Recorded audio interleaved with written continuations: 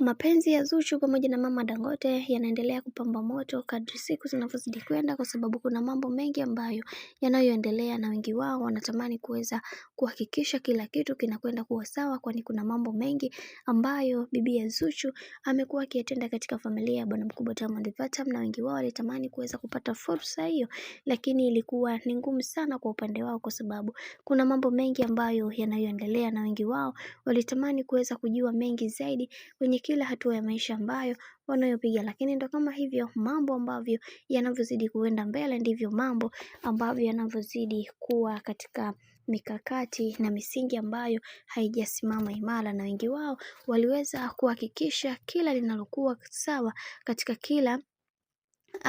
kila hatua ya maisha. Kiukweli basi kuna vitu vingi ambavyo bibi ya Zuchu amekuwa akivizungumza, na wengi wao wakasema kwamba kwenye hili linaloendelea sasa kiukweli inaumiza na inasikitisha, lakini ndo kama hivyo, maana mambo yanazidi kuwa mengi juu ya haya ambayo yanayoendelea, kwa sababu kuna mambo mengi ambayo yametokea katika maisha yake. Hivyo yeye kama yeye anaamini kwenye kile ambacho anachokiamini, na wengi wao waliweza kuzungumza na kusema kwamba kuna vitu vingi ambavyo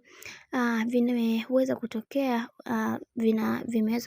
na wengi wao walitamani kuweza kujua vingi, na wengi wao wakasema kwamba katika kila hatua ya maisha ambayo tunayopiga tupaswa kuweza kuhakikisha kila kitu kinakuwa katika misingi na mikakati iliyo bora, kwa sababu wengi wao wanatamani kuweza kuona mengi ambayo yanayoendelea na kuweza kupata ufafanuzi juu ya hiki ambacho kinachoendelea, na wengi wao waliweza kuzungumza hivi, na ni baada ya